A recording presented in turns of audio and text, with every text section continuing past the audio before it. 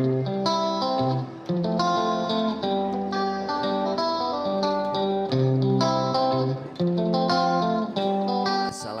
baraya, mudah-mudahan baraya semua dalam keadaan sehat walafiat, dimurahkan rezeki, senantiasa ada dalam lindungan Allah Subhanahu wa taala.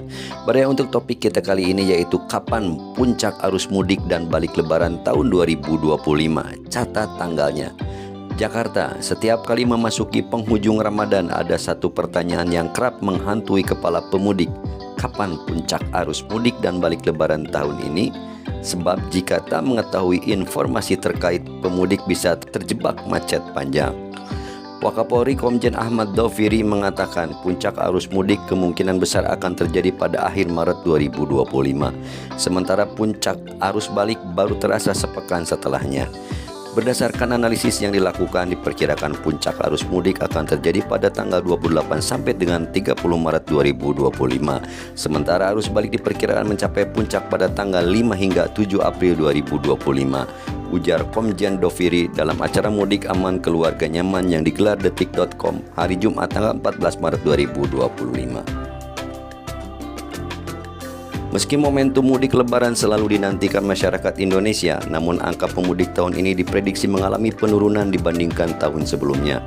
Menurut data yang dihimpun Korlantas Polri, hanya ada 146,4 juta orang yang akan mudik ke kampung halaman tahun ini.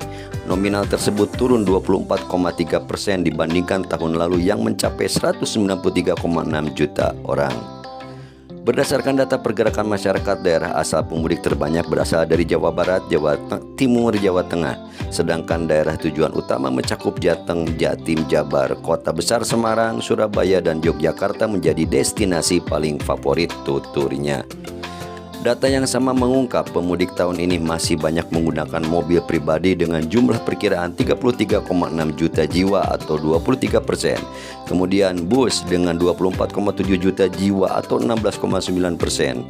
Kereta api 23,6 juta jiwa atau 16,1%. Pesawat terbang 19,7 juta jiwa atau 13,6%. Sepeda motor 12,7 juta jiwa atau 8,7%, dan sisanya kendaraan lain. Dengan tingginya pergerakan masyarakat dengan moda transportasi darat seperti kendaraan roda 4 dan roda 2 pribadi serta bus pada periode ini, berbagai rekayasa lalu lintas serta penyesuaian layanan transportasi telah disiapkan guna memastikan kelancaran dan keamanan perjalanan, kata dia. Lalu masih dalam topik yang sama dari Kementerian Perhubungan Republik Indonesia, survei potensi pergerakan masyarakat angkutan lebaran 2025. Menhub Dudi, potensi pergerakan capai 146,48 juta orang. Puncak arus mudik 28 Maret 2025. Jakarta, Kementerian Perhubungan melalui Badan Kebijakan Transportasi (BKT) telah melakukan survei terkait potensi pergerakan masyarakat selama periode lebaran tahun 2025. Bekerjasama dengan Litbang Kompas, hasil survei menyebutkan bahwa potensi pergerakan masyarakat selama libur lebaran tahun ini diprediksi mencapai 146,48 juta jiwa atau setara 52% dari total penduduk Indonesia. Menteri Perhubungan Budi Purwagandi menyatakan hasil survei ini telah dilaporkan kepada Presiden Prabowo Subianto dan sudah diinformasikan pula kepada stakeholder terkait, mulai dari Dewan Perwakilan Rakyat (DPR), kementerian atau lembaga, pemerintah daerah, Kepolisian Republik Indonesia, BUMN, hingga pihak swasta. Menyikapi munculnya angka tersebut, kami telah melakukan rapat koordinasi dengan berbagai pihak, mulai dari menteri-menteri, kepala daerah, pimpinan BUMN, hingga pihak swasta. Langkah ini kami lakukan jauh-jauh hari guna memastikan masyarakat dapat melakukan perjalanan mudik dan balik lebaran dengan selamat, nyaman, dan lancar, ujar Menhub Dudi pada saat melakukan rapat koordinasi persiapan penyelenggaraan angkutan lebaran 2025 di kantor pusat Kementerian Perhubungan Jakarta hari Jumat tanggal 14 Maret 2025. Menhub Dudi menambahkan pemerintah akan memberlakukan kebijakan efektif untuk mengantisipasi terjadinya lonjakan pemudik yang berpotensi besar menyebabkan kepadatan di sejumlah simpul transportasi dan ruas jalan, baik tol maupun arteri. Beberapa di antaranya meliputi penerapan kebijakan Work from Anywhere (WFA), penyelenggaraan mudik gratis, rekayasa lalu lintas, hingga pengaturan lalu lintas, khususnya pada daerah-daerah yang berisiko tinggi mengalami kemacetan. Jelasnya, Hasil survei menunjukkan puncak arus mudik diprediksi terjadi pada H-3 atau 28 Maret 2025 dengan potensi jumlah pergerakan masyarakat sebanyak 12,1 juta orang dengan penerapan kebijakan WFA. Sedangkan puncak arus balik diprediksi terjadi pada H+5 atau 6 April 2025 dengan potensi jumlah pergerakan masyarakat sebanyak 31,49 juta orang. Terkait angka sebaran, daerah asal perjalanan terbanyak adalah Jawa Barat sebesar 30,9 juta orang atau 21,1%.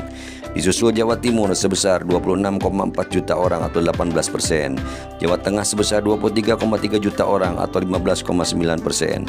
Banten sebesar 7,9 juta orang atau 5,4%. Dan DKI Jakarta sebesar 6,7 juta orang atau 4,6%. Adapun daerah tujuan perjalanan terbanyak adalah Jawa Tengah sebesar 36,6 juta orang atau 25%, Jawa Timur sebesar 27,4 juta orang atau 18,7%, Jawa Barat sebesar 22,1 juta orang atau 15,1%, Yogyakarta sebesar 9,4 juta orang atau 6,4%, dan Sumatera Utara sebesar 6,2 juta orang atau 4,2%.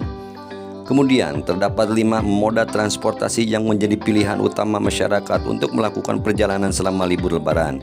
Pilihan terbanyak jatuh pada mobil pribadi sebesar 33,69 juta, 23%, diikuti bus sebesar 24,76 juta atau 16,9%, kereta api antar kota sebesar 23,58 juta atau 16,1%, pesawat sebesar 19,77 juta atau 13,5%, dan sepeda motor sebesar 12,74 juta atau 8,7%. Hari keberangkatan mobil pribadi terbanyak jatuh pada H-3 sebesar 3,4 juta orang. Sedangkan hari kepulangan mobil pribadi terbanyak jatuh pada H+5 sebesar 6,97 juta. Potensi kepadatan mobil pribadi akan terjadi di tol Trans Jawa di mana angkanya diprediksi akan mencapai 7,95 juta. Sementara itu, hari keberangkatan sepeda motor terbanyak jatuh pada H-3 sebesar 1,08 juta, sedangkan hari kepulangan sepeda motor terbanyak jatuh pada H+5 sebesar 2,3 juta. Potensi kepadatan sepeda motor akan terjadi di jalan arteri atau alternatif di mana angkanya diprediksi mencapai 4,41 juta. Simpul transportasi terpadat ada di beberapa titik. Untuk angkutan jalan, terminal asal terpadat adalah Purabaya-Surabaya sebesar 1,08 juta orang. Sedangkan terminal tujuan terpadat adalah Giwangan Yogyakarta sebesar 609,45 ribu orang. Stasiun asal terpadat adalah Stasiun Pasar Senen Jakarta sebesar 4,08 juta orang. Sedangkan stasiun tujuan terpadat adalah Stasiun Yogyakarta Tugu sebesar 2,02 juta orang. Bandara asal terpadat adalah Bandara Sultan Hasanuddin Makassar sebesar 1,60 juta orang. Sedangkan bandara tujuan terpadat adalah Juanda Surabaya sebesar 3,24 juta orang.